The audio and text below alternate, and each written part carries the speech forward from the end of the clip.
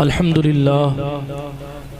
لله منشي الخلق من عدم ثم الصلاة على المختار في القدم مولاي صل وسلم دائما أبدا على حبيبك خير الخلق كلهم محمد سيد الكونين والثقلين والفريقين من عرب ومن عجم هو الحبيب الذي ترجى شفاعته لكل هول من الأحوال مقتحم فاق النبيين في خلق وفي خلق ولم يدعنوه من علم ولا كرم وكلهم من رسول الله ملتمس غرفا من البحر أو رشفا من الديم منزه عن شريك في محاسنه فجوهر الحسن فيه غير منقسم يا أكرم الخلق ما لي من ألوذ به سواك عند حلول الحادث العمم وأذن لصحب صلاة منك دائمة على النبي بمنهل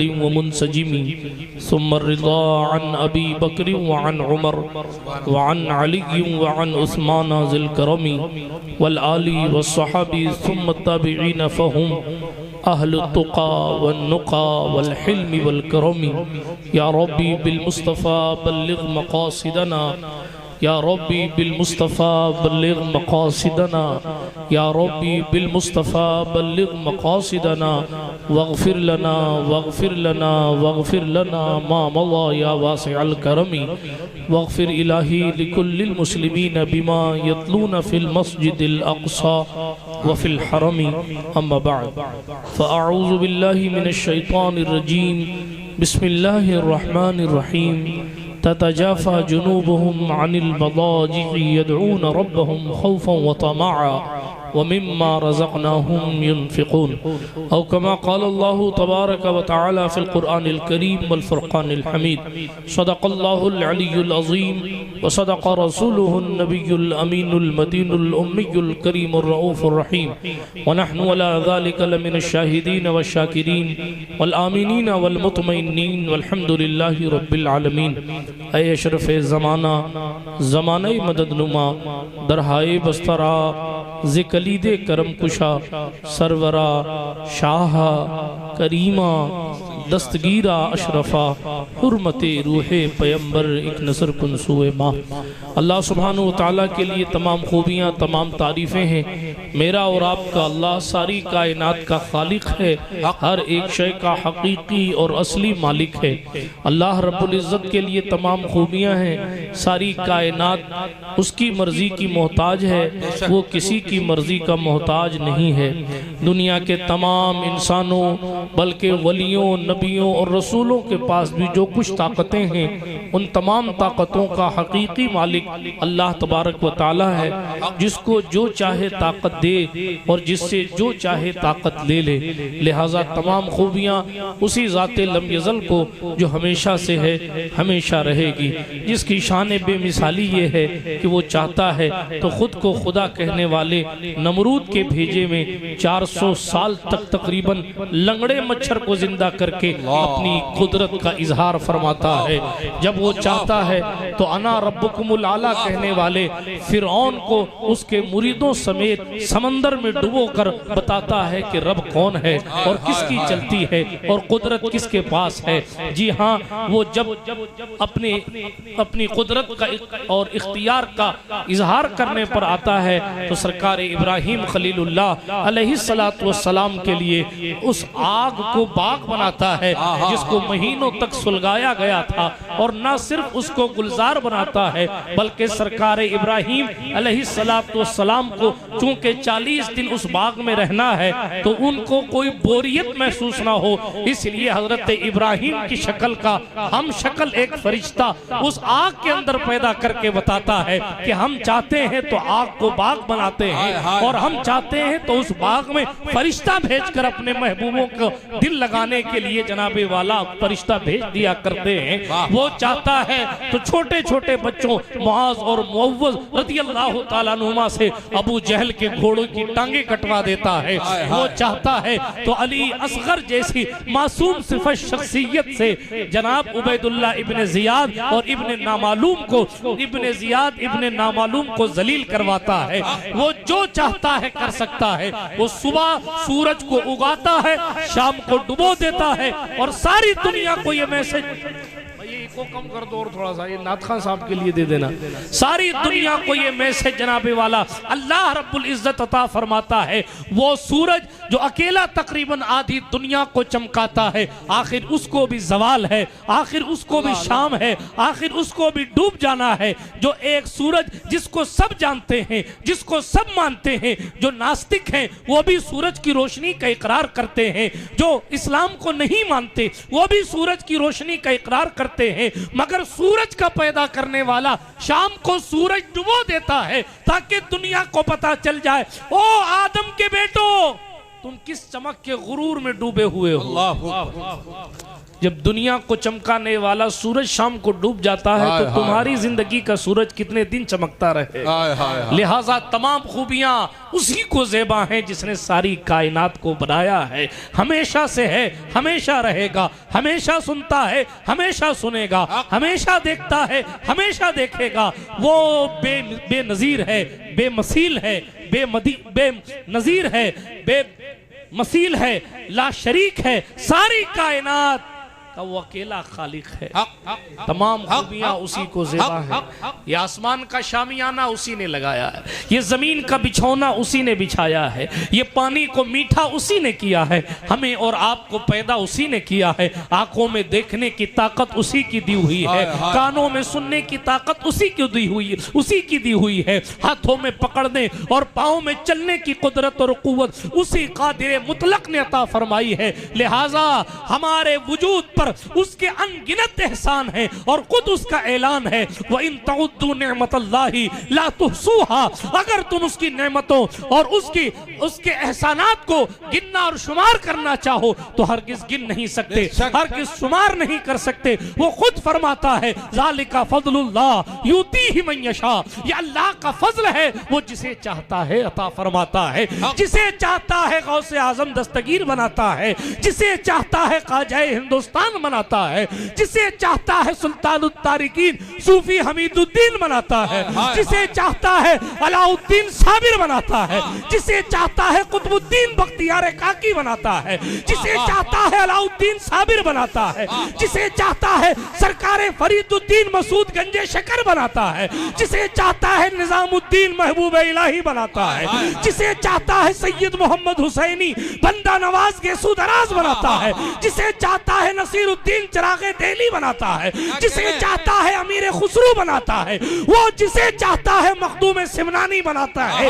اور جسے چاہتا ہے اسے حضرت بابا مستان بناتا ہے۔ نعرہ تکبیر، نعرہ رسالت، عرس حضرت مستان شاہ بابا۔ لہذا تمام تعریفیں اسی کو زیبا۔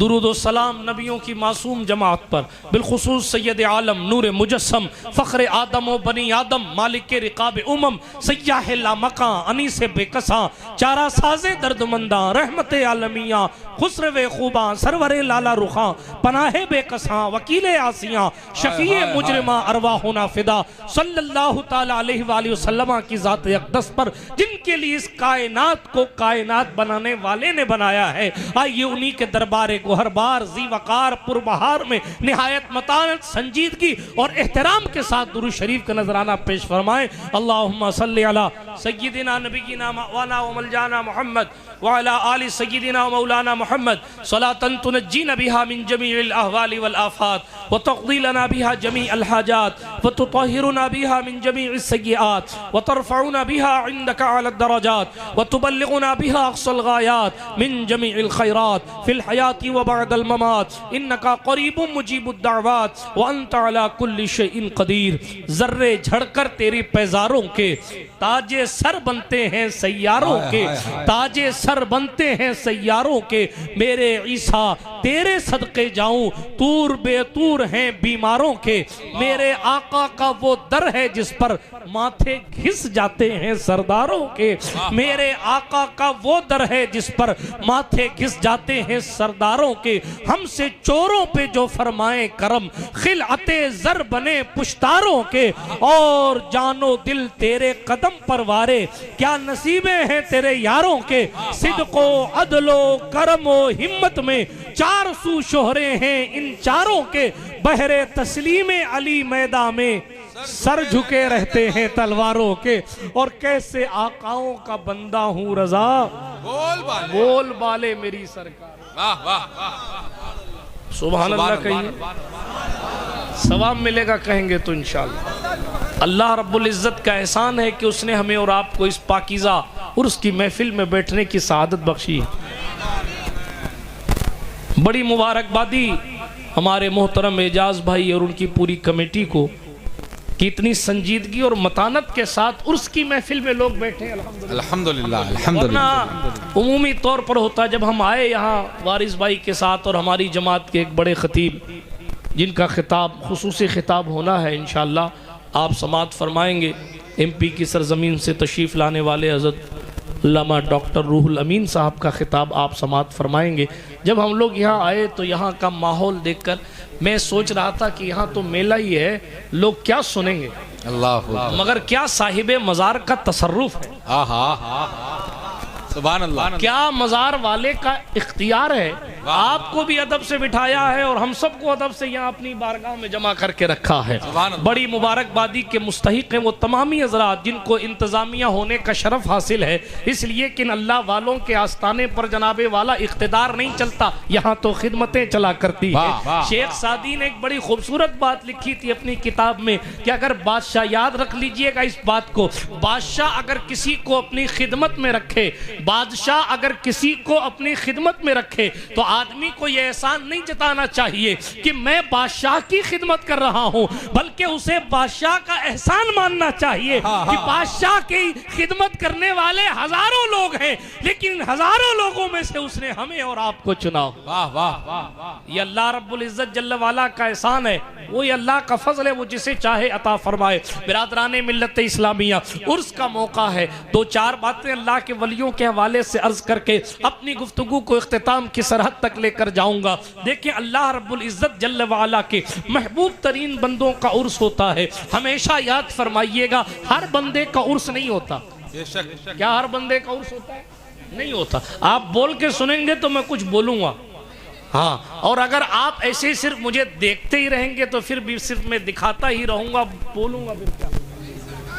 اس لیے تھوڑا سا ایسی بیداری بھی ہو کہ مجھے پہلی بار آپ کے علاقے محبت میں آیا ہوں، مجھے نہیں معلوم کہ آپ کا سننے کا انداز کیا ہے، لیکن تھوڑا سبحان اللہ ماشاءاللہ کہیں گے تو نیکیاں بھی بڑھیں گی، صاحب مزار بھی خوش ہو جائیں گے اور ان کے درجات بھی بلند ہوں گے، اس لیے کہ عرس میں جناب والا جس مقصد کے تحت آیا جاتا ہے۔ میں اسی لیے بہت بنیادی باتیں کو عرض کرنے کی کوشش کروں گا۔ سب سے پہلی بات تو آپ یہ جان لیں، عرس ہر بندے کا نہیں منایا جاتا، عرس اللہ والوں کا منایا جاتا ہے، عرس اللہ کے مقبول بندوں کا منایا جاتا ہے۔ ایک جملے میں کہوں کہ جن کے بارے میں مکمل یقین ہوتا ہے کہ یہ قبر میں گیا ہوگا اور قبر میں سوالات کیے گئے ہوں گے، فرشتہ آیا ہوگا اور فرشتے نے پوچھا ہوگا ما کنت تقول فی حق حاضر رجل، اس مرد کامل کے بارے میں کیا کہتے تھے، مدینے کی سرکار نے اپنا جلوہ دکھایا ہوگا، اس لیے کہ ہے یہ ایمان، آئیں گے لحد میں میری، اپنے منگتوں کو وہ تنہا نہیں ہونے، اپنے منگتوں کو وہ تنہا نہیں ہونے دیتے۔ جب حضور آئے ہوں گے اور پوچھا جائے گا ما کنت تقول فی حق حاضر رجل، اس مرد کامل کے بارے میں کیا کہتے تھے، تو عاشق ہوگا تو کہے گا اللہ کی سرتابہ قدم شان ہے یہ، انسان نہیں انسان، وہ انسان ہے یہ، قرآن تو ایمان بتاتا ہے انہیں، ایمان یہ کہتا ہے میری جان۔ نعرہ تکبیر، نعرہ رسالت، عرس حضرت مستان شاہ بابا، آمد حضور نور المشائخ۔ برادران ملت اسلامیہ، یعنی جو حضور کو پہچان لے گا اور چہرہ انور دیکھ کر اس کی تابانی اور چمک کو دیکھ کر کہے گا شمس الضحیٰ یہی تو ہیں، بدر الدجا یہی تو ہیں، جن کو پکارتی ہے خلق صبح و مساء یہی تو ہے۔ جب وہ حضور کو پہچان لے گا اور اس شان کے ساتھ کہ جب حضور آئیں گے تو اہل سنت کے امام نے کہا قبر میں لہرائیں گے تا حشر چشمے نور کے، اس لیے کہ حضور کے پاس نور اتنا ہے یہ لائٹیں آج جلیں گی 4 دن کے بعد بجھ جائیں گی، مگر حضور کی روشنی ایسی ہے کہ ایک بار قبر میں آ جائیں گے تو قیامت تک کے لیے قبر کو روشن، قبر میں لہرائیں گے تا حشر چشمے نور کے، 2 دن 4 دن 5 دن نہیں، واہ واہ واہ، 6 مہینے سال بھر 2 سال نہیں۔ کیا کہنے ہیں، زندہ باد۔ مجدد کی شاعری کیا کہا، تا حشر چشمے نور کے۔ واہ واہ، حضرت امام جلال الدین سیوطی نے دیکھا کہ کچھ قبروں سے روشنی نکل رہی اور ایک قبر ایسی ہے جس میں زیادہ روشنی نکل رہی۔ اللہ اکبر، اللہ اکبر۔ مراقبہ کیا، قبر والے سے پوچھا ارے بھائی قبر سے روشنی کیسی آ رہی ہے؟ اللہ اکبر، تو جواب دیا ان ساری قبروں میں حضور آئے تھے۔ ہائے ہائے ہائے، سبحان اللہ۔ اس لیے قبریں روشن ہیں۔ تو کہا اس قبر میں زیادہ روشنی کیوں ہے؟ کہا حضور آئے بھی تھی اور مسکرائے صلی اللہ علیہ وسلم۔ تو پوچھا سیوطی سرکار نے کہ مسکرائے کیوں تھے؟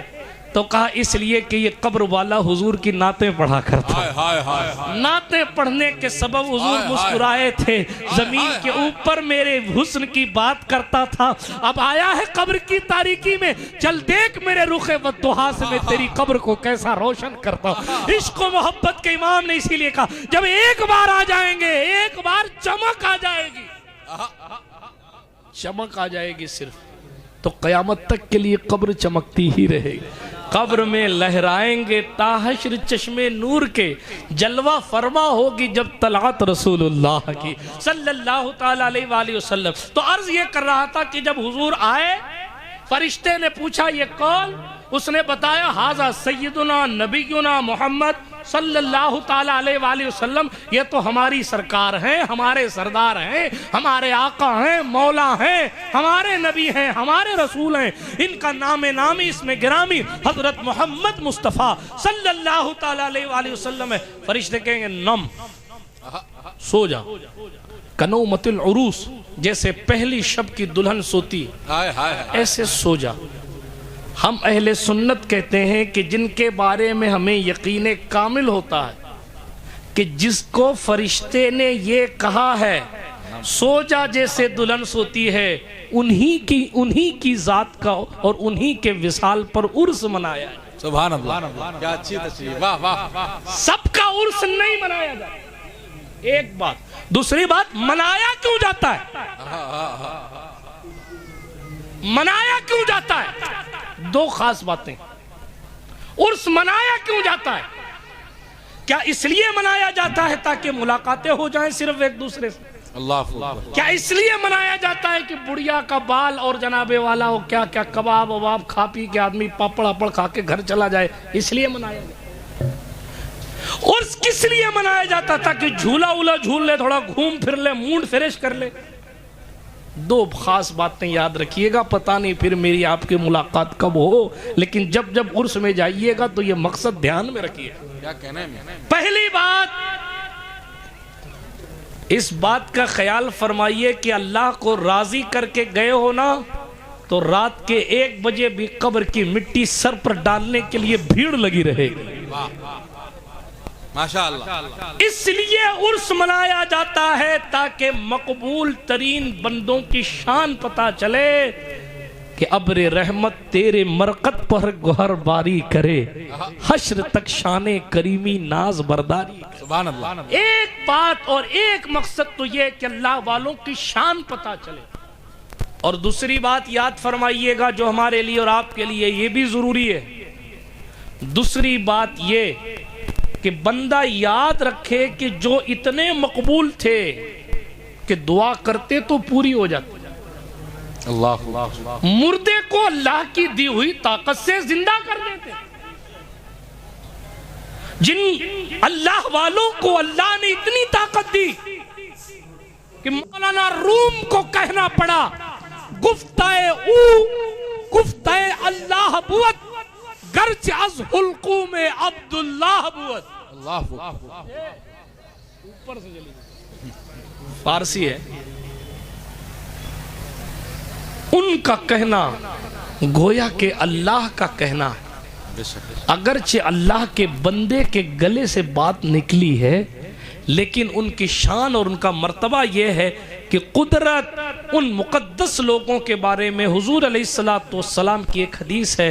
گویا کہ قدرت حضور علیہ السلام کے ذریعے ہمیں اور آپ کو ان کا مقام سمجھانا چاہ رہی ہے جو ہم اور آپ عمومی طور پہ سنتے ہیں. سرکار علیہ السلام کی ایک لمبی حدیث جس میں ایک ٹکڑا یہ ہے کہ اللہ کے کچھ بندے ایسے ہیں جن کے بال بکھرے ہوئے اور جن کے کپڑے جو ہے وہ گرد آلود ہیں لیکن ان کا مقام یہ ہے کہ اگر وہ قسم کھا لیں تو نظام قدرت بدلنا پڑے تو بدل جائے گا لیکن اللہ ان کی قسموں کو ٹوٹنے نہیں دے گا. یہ ان کا مقام ہے, یہ ان کے مرتبے. اسی لیے کسی شاعر نے کہا بدل جاتے ہیں نظام ہر دو عالم آنے واحد میں. مجھے شعر ویر تو زیادہ یاد نہیں ہے, وہی شعر کو شعر یاد ہے. میں عرض کر رہا تھا بدل جاتے ہیں نظام ہر دو عالم آنے واحد میں. اگر ضد پہ آ جائے کوئی دیوانہ محمد کا, اگر ضد پہ آ جائے کوئی دیوانہ محمد کا, بدل جاتے ہیں نظام ہر دو عالم آنے واحد میں. اگر ضد پہ آ جائے کوئی دیوانہ محمد کا. بہت سارے واقعات ہیں اس تناظر میں لیکن میری بات ادھوری رہ جائے گی اگر میں اس ٹریک پر آپ کو سنانا شروع کر دوں گا کہ ادھر اللہ والے نے کہا نہیں مولا چاہیے. اشارہ کروں, عبداللہ سومئی نے کہہ دیا کہ بچہ انتقال کر گیا ہے اور جاؤ لے جاؤ اس کو دفن کر دو, لیکن عبداللہ سومئی کے نواسے پیروں کے پیر روشن ضمیر قطب ربانی شاہباز لامکانی قندیل نورانی محبوب سبحانی پیر لاسانی شیخ جیلانی حضرت سیدنا شیخ سید عبد القادر جیلانی حسنی حسینی مکمل پنجتنی. حضرت سرکار غوث اعظم دستگیر نے فرمایا نہیں یہ تو زندہ ہے. اللہ انتقال ہو گیا تھا لیکن بدل جاتے ہیں نظام ہر دو عالم آنے واحد. اگر ضد پہ آ جائے کوئی دیوانہ محمد کا. حضور سلطان الہند عطائے رسول فرزند بطول سرتاب قدم آل رسول چمنستان سیدہ کائنات کے مہکتے ہوئے پھول معین بے کساں شہنشاہ ہندوستان مالک ہندوستان آقائے ہندوستان حضرت سرکار مولائے کائنات کے علوم کے وارث حضرت سرکار امام زین العابدین کے اور مولا حسین کے صبر و رضا کے وارث حضرت سرکار امام محمد باقر کے علوم کے وارث جعفر صادق کی صداقت کے امین حضرت موسیٰ کاظم کی کاظمیت کے امین حضرت سرکار علی نقی تقی حسن عسکری کی وراثتوں کے وارث حضرت سرکار سیدنا معین الدین حسن چشتی سنجری اجمیری سرکار غریب نواز رضی اللہ تعالیٰ عنہ کی خدمت بابرکت میں ایک بڑھیا آ کر کہے بادشاہ وقت نے میرے بیٹے کو بے قصور قتل کر دیا ہے. حسین ابن علی کا شہزادہ اس لاش کے قریب جا کر کہے اے اللہ کے بندے اگر بے قصور قتل کیا گیا ہے تو معین الدین حسن کہتا ہے اللہ کے نام سے کھڑا ہو جا. ابھی جملہ پورا نہیں ہوا کہ خواجہ کی بات پر بندہ کھڑا ہو. نعرہ تکبیر, نعرہ رسالت, عظمت اسلام, پیغمبر اسلام, خواجہ کا ہندوستان. بدل جاتے ہیں نظام ہر دو عالم آنے واحد میں اگر ضد پہ آ جائے کوئی دیوانہ محمد کا. یہ پورا موضوع ہے, اس پر پھر کبھی بات کروں گا.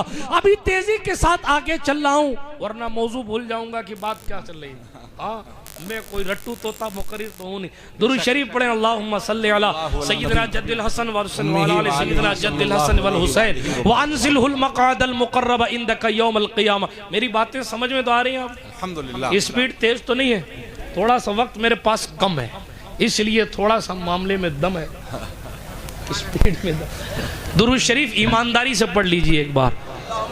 زور سے صلی اللہ علیہ نبی الامی والی صلی اللہ علیہ وآلہ وسلم صلاۃ و سلام علیک یا رسول اللہ صلی اللہ تعالیٰ علیہ وسلم. درود شریف کی برکت سے ایک بات یاد آ گئی, بتاؤں آپ کو. اعلیٰ حضرت امام اہل سنت سے پوچھا گیا کہ کیسے پہچانا جائے کہ مستان اصلی ہے کہ نہیں, ہائے ہائے اللہ اکبر, مجذوب اصلی ہے کہ نہیں. کہا اس کے پیچھے کھڑے ہو کر درود شریف پڑھ لیا. اللہ ابھی درود شریف پڑھنا شروع کرو گے 2 3 4 بار پڑھو گے کہ وہ تمہیں مڑ کے دیکھے گا. ہائے ہائے, ٹھیک ہے, یہ تو حضرت نے فرمایا. اب فقیر یہ کہتا ہے کہ جب مستان آرام کر رہے ہیں تو یہاں بیٹھ کر درود شریف 2 3 4 بار پڑھ لو گے تو ایک بار تو دیکھ ہی لیں گے. ہائے ہائے ہائے, واہ واہ واہ, دیکھ لیں گے تو بس تیری ایک نگاہ کی بات ہے, میری زندگی کا سوال ہے. اللہ والوں کی بارگاہ کرم میں ادب کے ساتھ صاف دلی کے ساتھ حاضری دی جاتی. تو 2 بات عرض کر رہا تھا میں, ایک تو اللہ والوں کی شان بیان کرنے کے لیے عرس منایا جاتا ہے, اور دوسرا یہ بتانے کے لیے کہ جب اللہ والوں کے پاس آلریڈی اتنی طاقت ہے, ہاتھ اٹھا دیں تو مردے زندہ ہو جائیں, دعا فرما دیں تو پانی خشک ہو جائے, اور پھر دعا فرما دیں تو پانی جاری ہو جائے, لیکن اس کے باوجود بھی ان کو زمین کے اندر تشریف لے جانا پڑتا ہے. اگرچہ ان کی موت ایسی ہے کہ ان کی قبر روشن ہے, معطر ہے, پرفیض ہے, برس رہا ہے ساون بھادوں کی طرح فیضان الہی برس رہا ہے, اللہ رب العزت کا کرم, لیکن پھر بھی ایک لمحے کے لیے صحیح مردہ جلانے والے بھی اس دنیا فانی سے کوچ کرتے ہیں اور منتقل ہو کر دوسری دنیا کی طرف رخ کرتے ہیں. بے شک. حالانکہ شیخ محقق عبدالحق محدث دہلوی نے فرمایا, جو ہماری اور آپ کے عقیدے کی وضاحت ہے, اولیاء اللہ لا یموتون ولیکن ینتقلون من دار الی دار. اللہ کے دوست مرتے نہیں ہیں, وہ ایک گھر سے دوسرے گھر میں ٹرانسفر ہو جاتے, سبحان, ایک گھر سے دوسرے گھر میں منتقل ہو جاتے. وہ مرتے نہیں ہیں, ان کو ایسی موت نہیں آتی جیسی دوسروں کو آتی ہے. میں عرض کیا کر رہا تھا, عرس منا کر 2 چیزیں کم سے کم عرس میں سیکھیے. ایک, مقبول بننا ہے تو اسی راستے پر چلیے جس پر چل کر لوگ مقبول ہوئے. سبحان اللہ. دوسری بات, اس بات کا بھی خیال فرمائیے کہ جب بندہ اتنی منزل پر پہنچ جائے کہ اللہ ان کی باتوں کو رد نہیں کرتا, پھر بھی موت آ جاتی ہے, اگرچہ ایک لمحے کے لیے ہو, اگرچہ دنیا بدلنے کے لیے ہو, اگرچہ تکلیف دینے والی نہ ہو, لیکن پھر بھی اس فانی دنیا کو چھوڑنا پڑتا ہے. بے شک. تو پھر ہم اس دنیا سے دل لگائے کیوں بیٹھے؟ اللہ اپنے ولیوں کی شان بیان فرماتے ہوئے سورہ سجدہ میں ارشاد فرماتا ہے, جو آیت کریمہ میں نے خطبہ مشرفہ کے بعد تلاوت کی. اللہ پاک فرما رہا ہے, تتجافا جنوبہم عن المضاجع, ان کی کروٹیں, ان کے پہلو, ان کے بستروں خوابگاہوں سے دور اور جدا رہتی ہیں. یعنی وہ اپنے بستروں پر لیٹے سوتے نہیں رہتے ہماری طرح. پھر یدعون ربہم خوفا وطمعا, وہ اپنے رب کو پکارتے ہیں, اس کی عبادت کرتے ہیں, اللہ سے ڈرتے ہوئے عبادت کرتے ہیں. ماشاءاللہ. حضرات نعروں سے استقبال کر لیں. ماشاءاللہ. نبی رہے سرکار اعلیٰ حضرت امین امانت سرکاران بریلی شریف حضور سیدی سرکار حضرت علامہ اشاہ سید سیف میاں صاحب قبلہ مرکز اہل سنت